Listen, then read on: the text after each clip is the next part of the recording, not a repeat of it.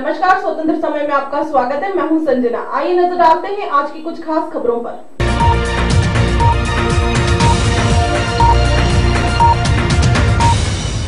महापौर आलोक शर्मा ने कहा 2000 करोड़ का सीवेज प्लान का डीपीआर तैयार किया गया है, केंद्र की स्वीकृति के बाद अमल होगा। देखिए ये बात सही है। इस बात को मैं महापौर के नाते स्वीकार करता हूं कि भोपाल में सीवेज की एक बहुत बड़ी समस्या है। भोपाल धीरे धीरे से विकसित होता जा रहा है। बाहर के हमारे कॉलोनाइजर्स लोग आए, माफिया लोग भी आए, उन्होंने खेत खरीदे। खेत खरीदने के बाद उस पर डुप्लेक्स बना दिए, उस पर मल्टी बना दी और उन्होंने सीवेज के लिए कोई भी पाइपलाइन नहीं निकाली है, जिसके कारण उनके यहाँ का जो सीवेज है एक स्थान से दूसरे प्लाट के अंदर जाकर स्टोर होता है, जिसके कारण दिक्कत का सामना करना पड़ता है। वो पूरा का पूरा जिम्मेदारी नगर निगम की जाती है। आने वाले समय में हमारी नगर सरकार ने इसको 2000 करोड़ का डीपीआर बनवाया है। हम मध्य प्रदेश सरकार के माध्यम से, केंद्र सरकार भी हमारी भारतीय जनता पार्टी के, हम जाएंगे केंद्रीय मंत्री वेंकैया नायडू जी से मिलेंगे और मांग करेंगे कि भोपाल के सीवेज समस्या के समाधान के लिए हमको 2000 करोड़ रुपए की राशि स्वीकृत करें, जिससे कि भोपाल में हमने एक विकास का प्लान भी बनाया है। हम एरिया वाइज सीवेज प्लान लाएंगे। संत हृदयराम नगर का अलग बनेगा, पुराने शहर का अलग, नया भोपाल का अलग, बीएचईएल का अलग, कोलार का बना के हम पूरे भोपाल का एक सीवेज प्लान से जोड़कर इस समस्या का हम लोग निराकरण कर पाएंगे। मध्य प्रदेश में धूमधाम से उद्यानिकी एवं पुष्प महोत्सव मनाया जा रहा है। इसका मुख्य समारोह सोमवार को भोपाल के गुलाब उद्यान में आयोजित किया गया। गौरतलब है कि पौधारोपण कार्य पूरे प्रदेश में फरवरी 2016 तक चलेगा। इस दौरान भोपाल सहित प्रदेश के सभी 51 जिले में फलों के 15 लाख तथा फूलों के 1 करोड़ पौधे रोपे जाएंगे। यह जानकारी प्रमुख सचिव उद्यानिकी प्रवीण कृष्ण ने दी।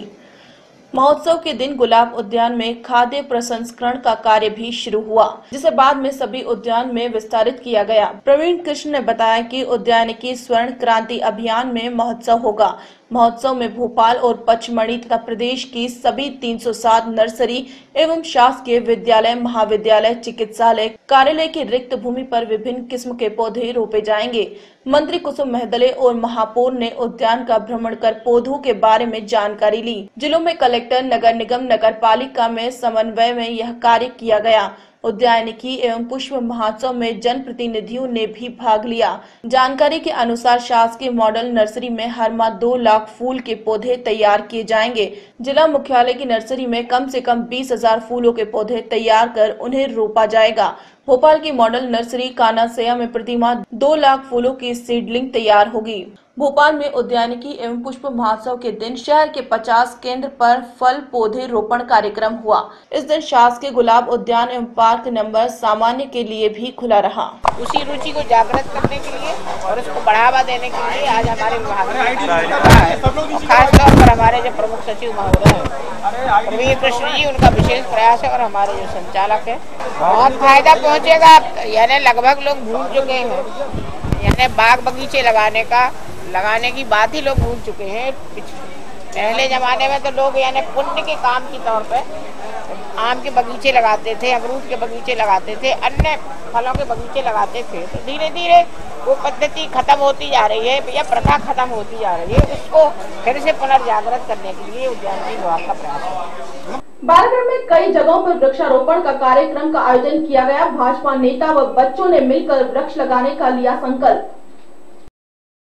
बारागढ़ में कई जगह वृक्षारोपण का कार्यक्रम रखा गया। जानकारी के अनुसार संतनगर वार्ड 4 स्थित कई जगह व आंगनवाड़ी में बच्चों व भाजपा नेता कार्यकर्ताओं ने मिलकर वृक्षारोपण का कार्यक्रम किया। सख्ती से वृक्ष लगाना बहुत आवश्यक है, क्योंकि वृक्ष जो है हमारे बहुत अच्छे मित्र हैं और ये ऑक्सीजन प्रदान करते हैं, जिससे हमें जीवन प्राप्त होता है। और जितने हम ज़्यादा वृक्ष लगेंगे उतनी हरियाली रहेगी, उतना ही पर्यावरण का जो शुद्धि होगी और पर्यावरण का वातावरण बना रहेगा। क्योंकि पर्यावरण का मनुष्य से बहुत गहरा संबंध, जब तक पर्यावरण शुद्ध नहीं रहेगा और पर्यावरण के वातावरण जब तक हम नहीं रहेंगे, तब तक हमारा जीवन जो है जीना बहुत ही टेढ़ी खीर हो जाएगी। इस दृष्टि से जो है वृक्षारोपण कार्यक्रम आज यहाँ पर भारती महेश खटवानी के नेतृत्व में किया गया है और बहुत ही अच्छी बात है। और इस तरह का जो है वृक्ष आवश्यकता अनुसार जो अन्य स्थानों पर लगाए जाने चाहिए। केवल वृक्ष लगाना ही पर्याप्त नहीं है, लेकिन वृक्ष की देखभाल करना और वृक्ष जब तक बड़ा हो जाए उसकी चिंता करना भी हमारा दायित्व बनता है। और समाज के प्रति भी मेरा यही आग्रह है कि वे भी आगे बढ़ कर के वृक्ष लगाएं। जिस तरह से अभी जो है ब्लाइंड कटिंग ऑफ फॉरेस्ट पूरे ऑल ओवर इंडिया में हो रही है, निश्चित रूप से जो है पर्यावरण की दृष्टि से शुभ संकेत नहीं कहा जा सकता। इस दृष्टि से ज़्यादा से ज़्यादा फलदार और हवादार वृक्ष लगाएं, जिससे मनुष्य का जीवन सुरक्षित रहे। शुद्धि के लिए, पर्यावरण को बचाने के लिए वृक्ष लगाना आवश्यक है, वृक्ष होना आवश्यक है। आज उसी कार्यक्रम में वार्ड क्रमांक 4 की पार्षद श्रीमती भारती महेश खटवानी जी के नेतृत्व में आज वृक्षारोपण का कार्यक्रम इस आंगनबाड़ी में संपन्न हुआ है। और निश्चित रूप से वृक्ष हमारे जीवन की ज़रूरत है, क्योंकि वृक्ष से जो हमको ऑक्सीजन मिलती है वो वृक्ष हमें स्वस्थ रखते हैं। इसलिए हमारा दायित्व बनता है कि हम वृक्ष लगाएं और वृक्ष लगाने के बाद उन वृक्षों की चिंता करें कि वो वृक्ष बड़े हों, फलदार हों, हवादार हों, और जिस उद्देश्य को लेकर हमने इस वृक्ष का लगाया था वो वृक्ष एक बड़ा वट वृक्ष बने। इसी उम्मीद के साथ आज हमने यहाँ पर वृक्षारोपण का कार्यक्रम किया। बैरागढ़ चिरायू कैंपस में रहने वाले गरीब वर्ग के बच्चे की आवारा कुत्ते के काटने से हुई मौत। बड़ी दुखद घटना है। चिरायू कैंपस में कुछ मजदूर छत्तीसगढ़ से आके निवास कर रहे हैं, वो अपनी मजदूरी करके जीवन यापन कर रहे हैं। उन लोगों के सुंदरलाल पिताजी का नाम है, उसके बच्चे का नाम है नेत्रा, जो 10-11 वर्ष का बच्चा था। वो जंगल में मछली देखने चला गया, तो वहाँ कुछ आवारा कुत्ते जो उस समय आतंक मचाए हुए चिरायू के आसपास, उनको पकड़ने की कई बार कोशिश की। डाक स्टाफ में मैंने भिजवाया 2-3 बार, तो वो उनके हाथों से हमेशा पकड़ से दूर रहे। और ग्रामीणों के द्वारा आज खबर मिली थी 4-5 दिन पहले कि कुत्ते मोर का भी शिकार यहाँ पे कर रहे हैं। तो मैंने 3-4 बार गाड़ी भेजने के बाद भी वो नहीं मिल पाए हैं। तो आज सुबह से ही मैंने वाचिंग करा दी। डाक स्क्वाड की गाड़ी और 15-20 लोगों की टीम उनको ढूंढ रही है क्षेत्र में, और उनको पकड़ाने के बाद उनका आतंक खत्म हो जाएगा। तो डाक स्क्वाड को समय बुलवाता भी। और ये कुत्ते का आतंक जो है इस समय पूरे बैरागढ़ संत नगर में छाया हुआ है। मेरे ही वार्ड का मामला नहीं, पूरे बैरागढ़ के अंदर गलियों से लेकर मोहल्लों में और बाहर जंगलों में वैसे इसका झुंड के रूप में ये लोग घूम रहे हैं। तो इनको पकड़ाना बहुत ज़रूरी है।